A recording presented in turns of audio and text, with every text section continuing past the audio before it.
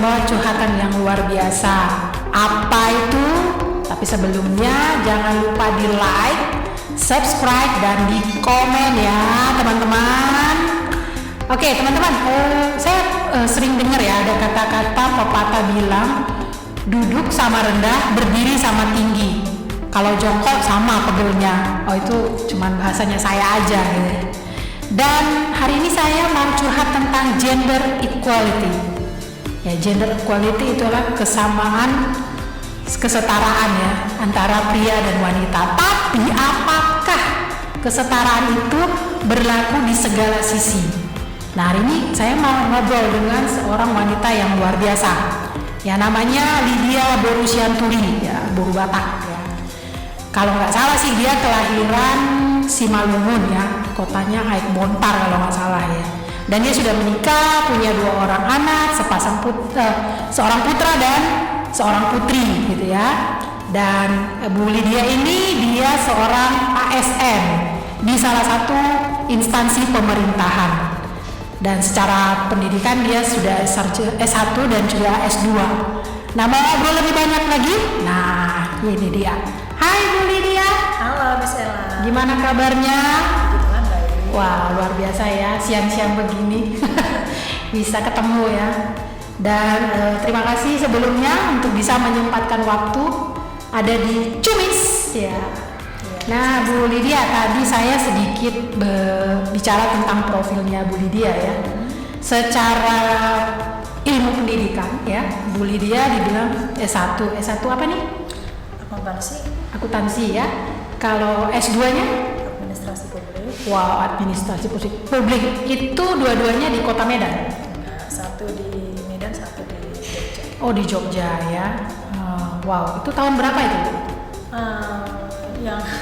Yang S1-nya 2007, yang S2-nya 2016. Oh, cukup lama ya jaraknya itu ya, dari 2007 ke 2016. Oke. Dan Ibu sudah menikah, dan kalau boleh tahu pekerjaan suami apa, Bu?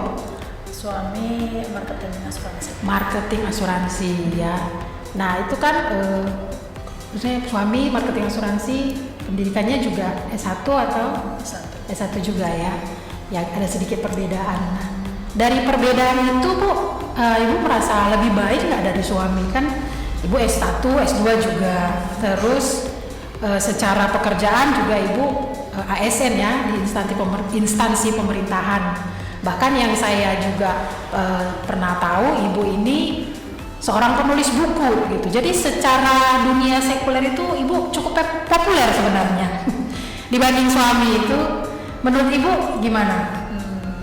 Ini cukup populer di mana ya? Cukup populer di tempatnya masing-masing. Oke.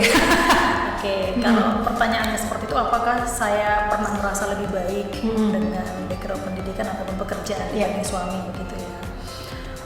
Terus terang sih saya nggak pernah merasa lebih baik. Menurut saya sih, saya tidak pernah merasa lebih baik ya, karena setiap orang itu kan memiliki keunggulannya masing-masing. Iya, betul. Iya, jadi kalau memang secara pendidikan formal untuk saat ini saya memang lebih tinggi, tapi itu tidak berarti saya lebih baik, karena saya juga tahu suami saya juga memiliki keunggulan tersendiri di bidang yang lain. Begitu. Oh iya. Nah, menurut Ibu ya, seorang perempuan itu bagusnya dia itu pinter di masa single atau setelah menikah. Dan dalam hal apa aja sih sebenarnya perempuan itu harus pinter? Oke. Kalau pertanyaannya apakah lebih bagus pinter sewaktu single atau setelah menikah? Ya. Jawabannya ya sama-sama harus pinter. Sama-sama harus pinter ya. Mau single mau menikah ya, Bu. Yang namanya perempuan itu harus pintar supaya dia juga bisa menempatkan diri dengan baik dan kehadirannya juga bisa mendatangkan kebaikan gitu. Jadi kalau setelah menikah justru kepintarannya harus bertambah misalnya.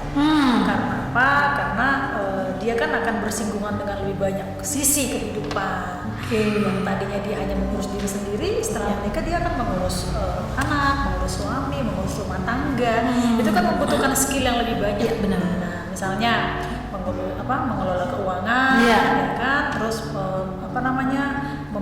memasak, terus bagaimana juga dengan hubungan kekeluargaan. Itu semua hal yang harus dipelajari oleh seorang perempuan yang menikah. Gitu sih. Wow, ya.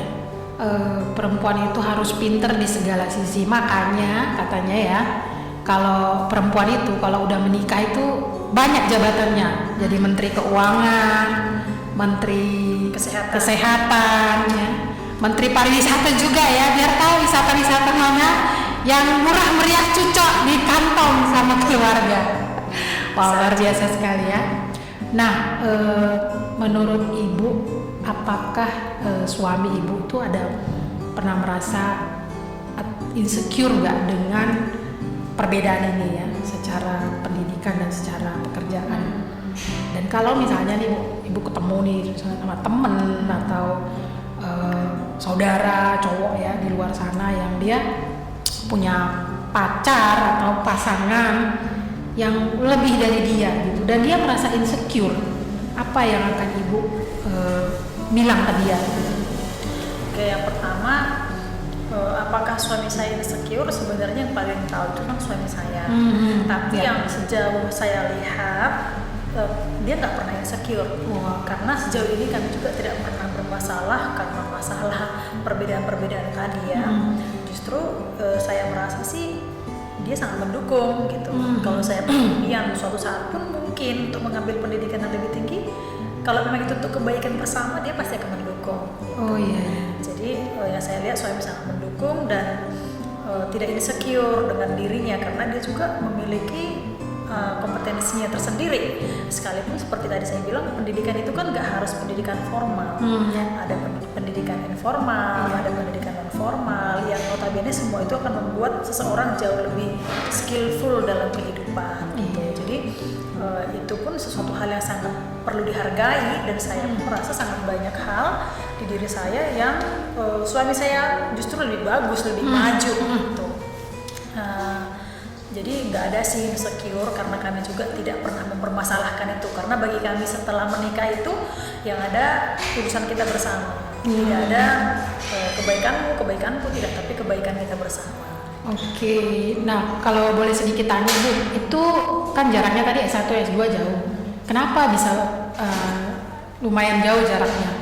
Itu kayaknya itu Ibu S1-nya sebelum menikah ya? Iya. S2-nya sesudah menikah. Iya, betul. Jadi kan waktu S1 ya single ya, tapi setelah bekerja selama beberapa tahun ada kesempatan nih untuk bisa kuliah lagi dengan dapat beasiswa ya. Jadi waktu itu saya pun untuk mengambil kesempatan itu tetap diskusi sama suami. Seandainya beliau mengatakan tidak usah, ya saya juga tidak akan pergi gitu.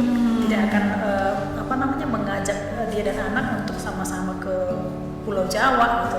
Tapi karena dia juga mendukung dan mau untuk meninggalkan pekerjaannya sementara di Medan, maka kami pun bersama-sama ke Jogja tahun 2016 yang lalu. Wah, berarti diboyong pindah sih. Iya. Waktu itu anak satu ya, masih satu. Iya, tadi yang ada pertanyaan yang kedua ya, bagaimana atau apa yang akan saya sampaikan kepada rekan atau kenalan atau saudara yang cowok yang mungkin minder jika memiliki pasangan yang sepertinya secara pencapaian lebih tinggi. Iya, betul. Sebenarnya saya akan katakan ke dia, kalaupun itu jadi sebuah perbedaan, sebenarnya dia yang lebih baik ya. Artinya apa? Kenapa dia bisa mendapatkan cewek dengan sesuatu yang lebih baik di mata dunia? Artinya dia juga memiliki nilai lebih dong sebenarnya. Jadi kenapa dia harus minder gitu kan? Justru yang seharusnya dia harus lebih menggali kesempatan, menggali potensi. Apalagi nih yang mau diolah, bukan diolah ya, mau diasah ya. Diasah, bukan diolah. Tambahkan lagi, di-upgrade bahasa ininya ya Bu, di-upgrade lagi. Jadi dia akan mengupgrade dirinya dengan hal-hal yang positif, yang berguna untuk kehidupan dan menunjang dirinya lebih baik. Jadi daripada dia minder-minder, lebih bagus dia pergunakan energinya untuk hal-hal yang lebih positif dan membangun dirinya. Gitu loh menurut saya. Tips yang bagus banget ini Bu. Jadi buat cowok-cowok juga ya, ataupun cewek yang kamu merasa pasanganmu lebih daripada kamu, jangan merasa minder. Mungkin juga coba belajar ya, kenapa pasangannya bisa lebih, apa yang membuat dia punya nilai lebih. Kita memacu diri ya. Dan zaman sekarang tuh untuk belajar apa aja bisa ya, Bu? Dari gadget ya, dari semua media itu gampang gitu. Semua ilmu bisa di-upgrade ya. Bisa dibeli. Nah, kalau dulu Ibu waktu masa singlenya, pernah nggak terpikir kalau aku mau dapet pasangan nih dia harus yang lebih baik dari aku, mungkin secara pendidikan, secara materi, paras juga, atau status lah Bu, gimana? Pernah terpikir seperti itu nggak? Kalau secara manusiawi ya, pasti kita dulu pernah ya buat kriteria Tipis, harus tinggi, atletis, pinter main musik, Udah. pinter nyanyi atau apapun itu. Tapi sebenarnya ya sah-sah aja sih kita punya kriteria. Tapi yang paling penting sebenarnya adalah kualitas di dalam dirinya. Kualitas dalam diri. Karena itu yang akan sangat berguna untuk menunjang kehidupan bersama setelah menikah. Ya, jadi menurut saya sih tidak pernah ada orang yang berantem karena jelek. Tapi yang pernah berantem karena cerewet itu ya banyak. Ya. Artinya bukan penampilan luar yang utama, tapi penampilan di dalam hati ya. Karakternya. Jadi kalau dulu saya sih pasti berharap mendapatkan laki-laki yang baik ya. Dan puji Tuhan saya dapatkan itu, laki-laki yang baik, yang takut akan Tuhan. Ketika dia memiliki rasa takut akan Tuhan, itu sudah menjadi modal yang sangat besar. Jadi dia pasti akan bisa mengasihi saya, menerima saya apa adanya gitu. Jadi tidak perlu muluk-muluk lah, itu syarat yang paling penting gitu. Dan ketika dia juga mengasihi Tuhan, dia juga akan menghargai saya gitu. Dan kita juga sama-sama mau dibimbing untuk menjadi pasangan yang lebih baik. Itu sih. Iya Bu. Jadi kata-kata Ibu ini mengingatkan saya waktu kemarin saya pernah podcast juga dengan satu teman namanya Bang Agus. Dia juga bilang kata-katanya ialah seorang pria itu adalah pria yang mau jadi pemimpin dan dia pria yang mau juga mengutamakan Tuhan juga gitu ya. Dan seorang wanita yang bisa jadi penolong buat pasangannya ya. Dan ternyata bukti nyatanya udah terlihat ya hari ini. Pak siapa namanya Bu? Heri. Pak Heri dan Bu Lydia gitu ya. Kalau sedikit Bu nih ketemu di mana nih sama Pak Heri dan Lydia nih? Oke. Bertemunya lebih tepatnya di gereja. Wah, iya. Jadi ini bagus misalnya. Seandainya suatu saat berantem, seperti lagu zaman dulu kan ada kalau mungkin masih tahu. Yang mana itu? Pulangkan saja Ay. aku pada ibu. Kalau saya jawab saya tahu berarti mereka tahu saya tahun berapa ini? Umurnya ya. Umurnya. Bilang aja, oh ya. Jadi kalau kami misalnya itu terjadi, jadi lagunya beda. Oke. Pulangkan saja aku ke gereja. Oh, iya. Kenapa Bu? Kenapa ke gereja? Ketemunya pertama kali di gereja. Nah itu cuma canda doang. Jadi sebenarnya waktu itu kita sama-sama kuliah di USU tapi nggak kenal. Justru kenalnya di gereja. Wow, ya. Berarti itu intinya Tuhan yang mempertemukan mereka. Jadi Bukan kampus yang mempertemukan. Betul. Iya, ternyata satu kuliah tapi ketemunya di gereja. Dan pada saat ketemu itu boleh tahu berapa lama prosesnya Ibu dan Pak Heri menjalin pacaran ya sampai akhirnya menikah. Jadi waktu itu sebenarnya waktu kenal aku udah kerja ya, tapi belum jadi ASN, masih kerja di swasta dan dia masih di tingkat akhir waktu itu. Karena dia kuliah kan di kehutanan. Jadi waktu itu memang lebih lama selesainya. Jadi waktu kenal di gereja ya biasa aja sih, jadi teman, jadi brothers and sisters di gereja tahun 2008 kalau nggak salah. Terus 2009 dia wisuda. Dan setelah wisuda sudah bisa mungkin untuk bisa lebih serius ya untuk ke jenjang yang lebih dewasa misalnya untuk bisa berpacaran, untuk bisa menikah. Jadi akhirnya waktu itu kita pacaran tahun 2010. 2010 pacaran, 2011 tunangan, 2012 menikah. 2012 menikah. Jadi nggak lama-lama. Nggak lama-lama ya. Karena kan usia juga sudah lumayan waktu itu. Bukan yang muda-muda lagi. Kalau bahasa Medannya bukan yang cencen-cencen lagi. Yang sudah bisa mengambil keputusan dengan matang. Betul. Iya, betul. benar-benar. Sama seperti kemarin Bang Agus juga bilang seperti itu. Jadi cowok itu kalau dia udah keputusannya serius, dia nggak akan main-main. Ya, jadi dia nggak akan ngomong waktu karena dia serius. Jadi dia nggak cari pacar, Ya. dia cari pasangan hidup. Dia cari pasangan hidup. Benar Bu. Ya.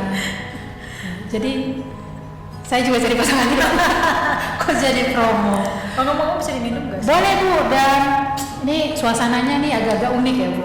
Gimana ada kita? bata-bata seperti ini gitu ya. Ini kayak rumah yang belum jadi atau gimana ini? Tapi ini kita di tempat yang asik sih, seru sebenarnya, dan ini ada minuman yang luar biasa. Ini namanya matcha green tea. Saya minum dulu ya Bu, ini tadi belum. Untuk anak muda lah suasananya ya. Iya, suasananya. Nah Bu, tadi dari sekian banyak hal yang kita ngobrolin, punya tips dan pesan nggak buat teman-teman di sana yang menonton ya, supaya mereka juga hari ini bahkan ke depan ya, mungkin ketika mereka mau ada keputusan untuk ambil pendidikan yang lebih atau punya pasangan yang lebih, mereka tuh bisa lebih percaya diri, mereka tuh bisa lebih yakin gitu dengan pilihannya mereka. Oke, untuk anak muda lah ini ceritanya. Untuk anak muda, untuk orang menikah juga boleh Bu. Baik. Jadi sebenarnya kan pendidikan itu nggak memandang usia. Iya. Jadi nggak ada kata terlambat. Aku pernah ikutin acara di sebuah stasiun televisi itu, ada yang nenek-nenek ya. Iya benar-benar. Saya juga pernah nonton. S2, S3, dialah mahasiswa yang tertua. Dan puji Tuhan dia bisa memberikan sumbangsi di masa tuanya. Jadi nggak ada kata sia-sia ataupun kata terlambat. Maksudnya kepada siapapun yang mungkin merasa aduh sudah terlambat nggak ya, aduh masih ada gunanya nggak ya, pasti masih ada gunanya untuk bisa menginvestasikan sesuatu yang baik untuk diri kita. Kalau memang ada kesempatan untuk kuliah silakan, kalau kita punya sumber dayanya dengan dana sendiri silakan. Tapi kalau misalnya kita tidak memiliki sumber daya keuangan, sebenarnya itu nggak jadi alasan, karena sekarang banyak sekali beasiswa yang ditawarkan oleh pemerintah maupun badan-badan swasta lainnya. Yang penting ada kemauan untuk mencari peluang, terus mengasah kemampuan untuk bisa memenuhi kualifikasi. Aku rasa sih banyak ya, karena aku pun kemarin dapat S2-nya itu dengan beasiswa juga gitu. Jadi nggak ada keluar uang. Artinya tidak ada batasan gitu. Ya kalau dulu kan mungkin banyak yang putus sekolah karena masalah keuangan. Untuk saat ini saya rasa sih tidak seharusnya lagi hal itu terjadi. Jadi untuk siapapun yang memang masih mau untuk mengambil pendidikan dengan tujuan mungkin untuk karir atau untuk yang lain, ya silakan saja gitu. Yang pasti dijalani dengan tulus, dengan serius, dan hidup pasti akan mendatangkan kebaikan. Terus kalau misalnya seperti yang tadi yang punya pasangan kualifikasinya dirasa lebih baik, berarti sebagai seorang yang berpasangan dengan orang tersebut, ya kita pun harus bisa memposisikan diri dengan arti ya setarakan diri kita, walaupun bidangnya tidak harus sama, gitu ya. Dengan mengasah diri untuk hal-hal yang produktif, ikut dengan pelatihan-pelatihan, terus ikut organisasi atau apapun itu loh, yang penting membuat kita semakin terbuka wawasan. Saya rasa sih itu akan membuat kita juga jadi orang yang lebih percaya diri, gitu ya. Oke, wow. Tapi satu nih Bu, yang saya kayaknya ketinggalan nih, teringat saya. Ibu sama suami kalau suami ada yang berbeda nggak waktu dia pacaran, mungkin dari sikap atau karakternya setelah menikah sekarang? Oke. Jadi dulu sesuatu hal yang membuat saya tertarik waktu itu mungkin kepolosannya kan, masih sederhana, orangnya sederhana gitu. Sederhana, ada lucu-lucunya juga ya. Nah setelah menikah sekarang, kalau dibilang ada perubahan, pasti ada perubahan, tapi perubahannya ya lebih baik gitu. Oh, lebih baik. Iya, artinya aku bisa semakin melihat kesabarannya, semakin bisa melihat ketulusannya, semakin bisa melihat penerimaannya. Karena seperti tadi ya, satu poin yang paling utama adalah dia memiliki rasa takut akan Tuhan. Jadi itu yang buat mendrive kehidupannya bisa lebih baik gitu. Bukan karena apa kata orang, bukan karena ajaran-ajaran keluarga, bukan karena tekanan dari siapapun, tapi karena memang dia memiliki hati yang mau mengasihi Tuhan, sehingga dia mau melakukan hal-hal yang bisa membuat hidupnya dan pasangannya lebih baik, termasuk menerima kekurangan, mendukung, ya mengasihi dan menghargai gitu. Jadi kalau dibilang ada yang berubah, ya berubah, tapi berubah lebih baik. Berubah lebih baik ya Bu. Mungkin secara karakter pun bisa jadi mungkin ada yang dia lebih keras, nah yang ini agak lembut. Itu ada harus saling mengalah nggak ya Bu? Iya. Jadi waktu itu memang yang sangat berbeda di antara kami sikap dasar kan itu suami kebetulan kan orang Jawa ya, ada campuran Jawa dengan Karo. Saya Batak asli. Jadi artinya dia tuh punya sifat yang sangat sabar. Sangat sabar, sementara saya kurang sabar, sangat kurang sabar. Jadi waktu itu kami tuh sangat jauh bagaikan langit dan bumi. Tapi tak kenapa itu pula yang membuat kami tertarik. Jadi sebenarnya kita ini selalu mencari yang berbalikan dengan kita. Kutub-kutubnya itu berlawanan, makanya tadi menarik. Saling tarik menarik, kayak magnet ya? Kan? Kalau magnet kan positif dengan positif kan tolak menolak. Iya. Jadi positif dengan negatif. Jadi waktu itu itu yang buat kami saling tertarik karena merasa kita ini sangat berbeda. Akhirnya ketika menikah dan pernikahan pun dibimbing, justru itu yang tidak lagi jadi masalah tapi jadi saling melengkapi gitu. Saling melengkapi dan saling mendukung ke arah yang lebih baik. Kalau tadinya suami yang sabar jadi cenderung kurang gesit, sabar jadi cenderung kurang ingin maju, sementara saya tidak sabaran tapi jadi cenderung kasar, pemarah. Nah ini yang harus dinetralkan. Jadi suami tetap sabar, tapi dia juga bertumbuh menjadi orang yang lebih memimpin, lebih grow, lebih eager gitu. Sementara saya yang tadinya kurang sabaran harus bertumbuh menjadi lebih sabar, lebih lembut, lebih pemaaf dan bertoleransi. Jadinya kita ketemu di tengah. Jadi seperti yang tadi hubungan yang lebih sehat itu, hubungan yang sehat adalah hubungan yang ketemu di tengah. Jadi saling melengkapi.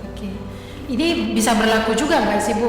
Bukan hanya dengan orang-orang yang menikah, tapi dengan orang-orang yang berpacaran bisa juga lah. Bisa juga. Untuk setiap hubungan seperti itu. Jadi karena menurut saya sih kalau kita pacaran itu harusnya kita kan serius ya, bukan pacaran untuk coba-coba. Tapi pacaran memang pengenalan yang lebih dalam sampai kita siap untuk melangkah ke jenjang yang lebih serius. Jadi memang diterapkan dari sejak pacaran itu. Ya. Berarti dari pacaran juga Ibu sedikit banyaknya mulai kenal lah ya. Suami ini seperti apa gitu. Semakin dikenal kok kayaknya ada ketertarikan nih gitu ya. Walaupun sebenarnya banyak gesekan ya Bu. Betul. Tapi semakin lama wah, saling melengkapi. Iya.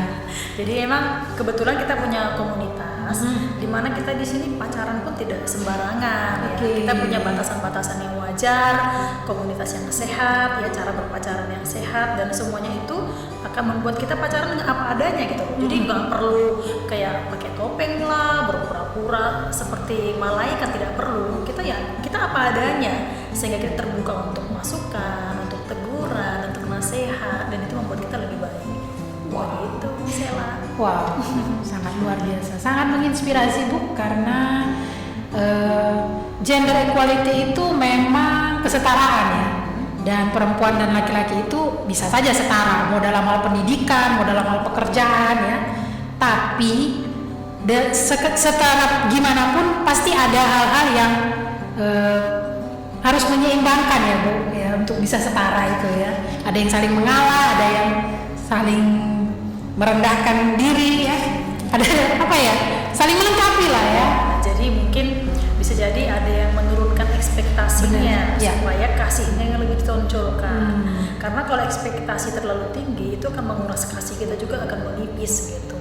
Jadi setara bukan berarti harus sama dalam segala hal, tapi setara ketika kita bisa menempatkan diri di tempat yang sesuai gitu loh. Dengan keberadaan kita, suami tertolong. Dengan keberadaan suami kita pun menjadi istri yang lebih berfungsi sebagai penolong. Aku rasa kesetaraan di situ.